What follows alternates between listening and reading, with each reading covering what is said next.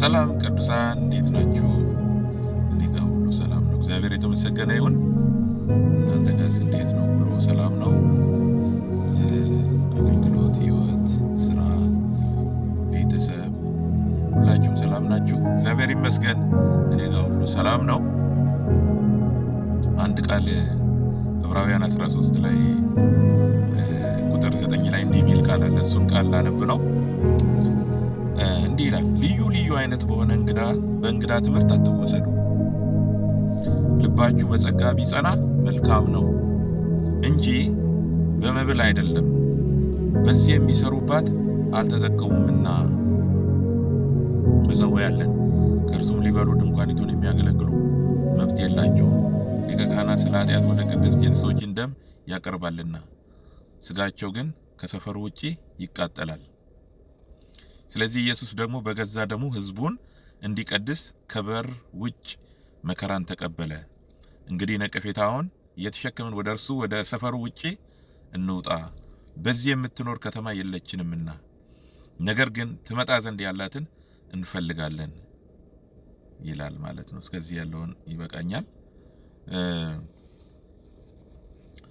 ኢየሱስ ደግሞ በገዛ ደሙ ሕዝቡን እንዲቀድስ ከበር ውጪ መከራን ተቀበለ ይላል እና ልዩ ልዩ አይነት በሆነ በእንግዳ ትምህርት አትወሰዱ። ከምን ጋራ አያይዞ ነው ይሄንን ቃል የተናገረው? ይሄንን የዚህ መልእክት ጸሐፊ አንዳንዶች ሐዋርያው ጳውሎስ ነው የሚሉት፣ ሌሎች ደግሞ ማን እንደሆነ አልታወቀም ይላሉ። ዞሮ ዞሮ ግን የእግዚአብሔር ሐሳብ ከሌሎቹም ሐዋርያቶች ጋር የሚመሳሰል ተመሳሳይ አንድ መንፈስ ያለው መልእክት ስለሆነ ጸሐፊው ማንም ይሁን እግዚአብሔር የተመሰገነ ይሁን፣ መልእክቱ ትክክል ነው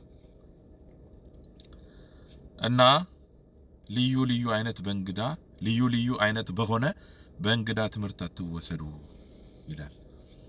እንግዳ ትምህርት የሚባል አለ ማለት ነው። ምንድነው ይሄ እንግዳ ትምህርት? ይሄ እንግዳ ትምህርት ከወንጌል ውጪ የሆነ ማለት ነው። ሐዋርያው ጳውሎስ እንደሚናገረው ከሰበክንላችሁ ውጪ ሌላ መጥቶ ሌላ ወንጌል ቢሰብካችሁ ብሎ እንደሚለው ማለት ነው እና ያንን የተረገመ ይሁን እንደሚለው ማለት ነው። እና እንግዳ ትምህርት ማለት ህይወት የማይገኝበት ትምህርት ማለት ነው። ህይወት የማይገኝበት ግን ለምንድን ነው ሰው በእንግዳ ትምህርት የሚወሰደው? እንግዳ ትምህርቶች ጎዳሃለው፣ እንደዚህ ያደርጋሃለው፣ እንደ በቃ አለ አይደለ ምንም ጥቅም ከኔ አታገኝም፣ ትጎዳለህ እያሉ አይደለም የሚመጡት እንግዳ ትምህርቶች። ሁሉም ትምህርቶቹ ተቀባይነት እንዲያገኙ ይሄና ይሄ አለ፣ ይሄ ታገኛለህ፣ ይሄ ይሆንልሃል፣ ይሄ ይሆናል፣ ትጠቀምበታለህ እያሉ ነው የሚመጡት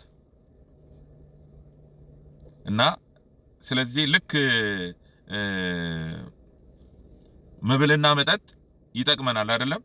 ለምሳሌ ስንበላ እንጠቀማለን፣ ስንጠጣ እንጠቀማለን፣ ስንለብስ እንጠቀማለን። በአጠቃላይ በዚህች ዓለም ላይ ባሉ ነገሮች እንጠቀማለን፣ ይጠቅሙናል ማለት ነው። ለሆነ ነገር ለሆነ ጉዳይ ይጠቅሙናል ማለት ነው።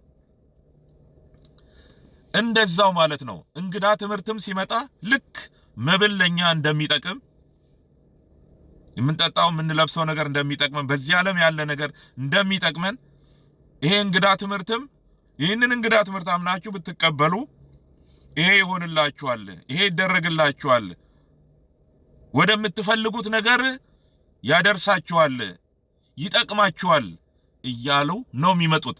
እንግዳ ትምህርት ካለ የሚያስተምር አለ ማለት ነው። እንዲህ እያሉ ነው የሚመጡት።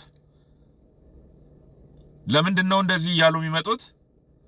ተቀባይነት እንዲኖራቸው። አለበለዚያ ይሄ ይጎዳል እያሉ ቢመጡ ማይቀበላቸዋል፣ አይጠቅማችሁም እያሉ ቢመጡ ማይቀበላቸዋል። ስለዚህ በዚህ መልኩ ነው የሚመጡት እንግዳ ትምህርትን ይዘው የሚመጡ ሰዎች ማለት ነው። እና ከዚህም የተነሳ ነው የሚወሰዱ ሰዎች ሊኖሩ ይችላሉ ማለት ነው ካልተጠነቀቁ በስተቀር። ለዚህ ነው ልዩ ልዩ አይነት በሆነ በእንግዳ ትምህርት አትወሰዱ። ይሄ ደግሞ ጸሐፊ አትወሰዱ ይላል በእንግዳ ትምህርት። ምን እያለ ነው? ይጎዳሃል፣ አይጠቅምህም፣ ያጠፋሃል ማለቱ ነው። ለዚህ ነው አትወሰዱ የሚለው። የሚጠቅም ነገር ቢሆንማ በዚህ ተወሰዱ ነው የሚለው፣ ተቀበሉት ነው የሚለው። ስለዚህ ምንድነው የሚለው? አትወሰዱ ይልና በእንግዳ ትምህርት ልባችሁ በጸጋ ቢጸና መልካም ነው ይላል። ከእንግዳ ትምህርት ሊጠብቀን የሚችል ነገር አለ ማለት ነው። ከእንግዳ ትምህርት ልንጠበቅበት የምንችለው በጸጋ ነው ማለት ነው። ጸጋ ቀላል ነገር አይደለም። ጸጋ ክርስቶስን የምንማርበት ነው። ይሄ ሰዎችን ሁሉ ሊያድን የተገለጠውን የእግዚአብሔር ጸጋ የምንማርበት ነው። ክርስቶስን የምንማርበት ነው ማለት ነው። ጸጋ ራሱ አስተማሪ ነው። ጸጋ አለ የሚያስተምር። ሌሎች ደግሞ ሐሰተኞች አሉ፣ እንግዳ ልዩ ልዩ የሆነ እንግዳ ትምህርት ይዘው የሚመጡ።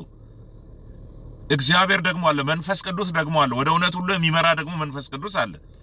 እሱ ደግሞ ያስተምራል። ስለዚህ እሱ በሚያስተምረን ቃል፣ የጸጋ ቃል ልባችን ቢጸና መልካም ነው። ልባችሁ በጸጋ ቢጸና መልካም ነው። በቃ ይጽና። በጸጋ ይሁን እንጂ ከእግዚአብሔር የሆነ ነገር ይሁን እንጂ የእግዚአብሔር የሆነውን ነገር ይዛችሁ ጽኑ።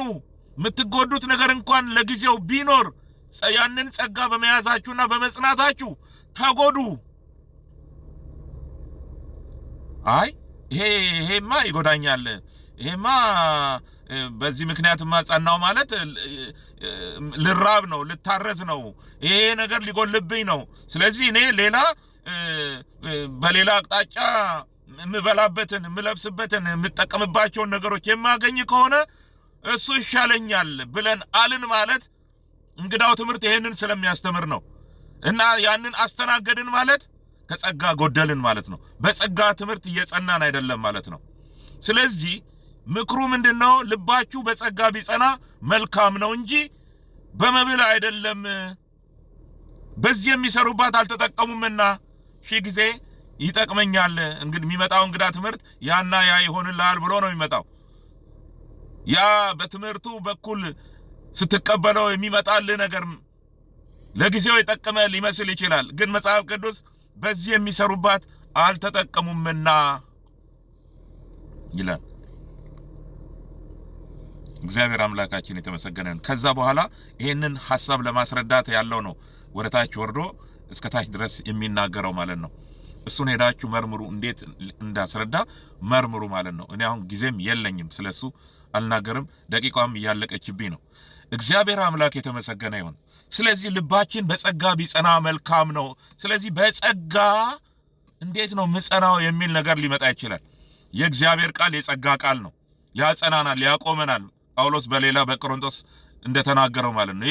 ይሄ የምትሰሙት ወንጌል፣ ይሄ የሰማችሁት ቃል የምትድኑበት ነው፣ የምትቆሙበት ነው፣ ማለቱም የምትጸኑበት ነው ብሎ እንደተናገረው የእግዚአብሔር ቃል የጸጋ ቃል፣ የጌታ ኢየሱስ ክርስቶስ ቃል፣ የእውነት ቃል፣ የመዳን ወንጌል ያጸናናል፣ ያቆመናል ማለት ነው። ምክንያቱም የእግዚአብሔር ቃል በኃይል ስለሆነ፣ የእግዚአብሔር ቃል ሕያው ስለሆነ፣ የሚሰራ ስለሆነ ማለት ነው። እንደ እሳት ድንጋዩንም እንደሚያደቅቅ መዶሻ ስለሆነ በውስጣችን ያለውን የልብ ሐሳብና ስሜት መርምሮ አላስፈላጊ የሆነውን ማስወገድ የሚችል በመሆኑ ማለት ነው። በዚህ ጸጋ ብንጸና መልካም ነው። እንደገና ደግሞ በመንፈስ ቅዱስ ምሪት ማለት ነው። እና ስለዚህ እስቲ ሂዱና ክፍሉን እንደገና እዩት። ጌታ ይርዳን። ይሄን ነው የምለው። ተባረኩ።